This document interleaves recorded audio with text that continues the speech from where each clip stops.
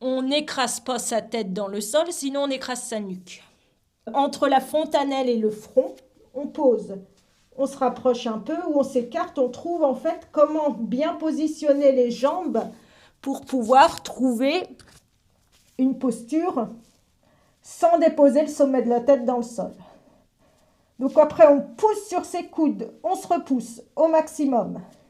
Et là, on commence à soulever les genoux. Donc là, on est dans une sorte de posture du dauphin. Donc on pousse sur ses bras pour complètement tonifier les épaules, tonifier les omoplates et surtout pas s'écraser. On a le menton reculé. On commence à avancer un peu les pieds. Et là, on voit si on peut lever une jambe ou pas. Après, on est sur le bout des orteils et on commence à trouver son équilibre. On pousse sur ses mains. Le sommet de la tête n'est pas déposé. C'est entre le front et la fontanelle. Et quand on est placé, on lève.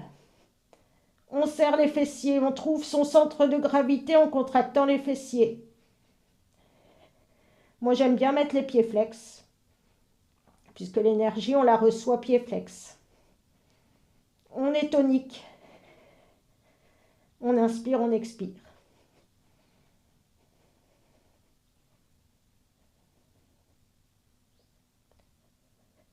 C'est une posture d'inversion. L'énergie vient obligatoirement au niveau du sommet de la tête. On inspire, on expire tranquillement. Pour défaire la posture, soit, alors on ne se laisse pas tomber comme une grosse masse, on essaie de plier par exemple un genou pour délicatement descendre avec la force des abdominaux. Hop.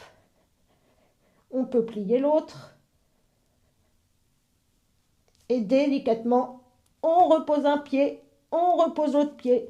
Et on vient immédiatement pointer les orteils, coude devant les genoux, paume de main vers le ciel et on lâche la tête. On rentre le ventre à chaque expire. On se repousse du sol avec les coudes serrés devant les genoux. Posture de la prière. On inspire, on expire là.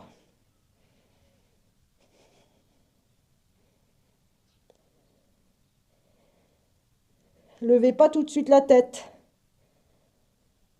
Observez votre respiration, votre souffle, la longueur de l'inspire et de l'expire. Pourquoi je vous dis ça? Parce que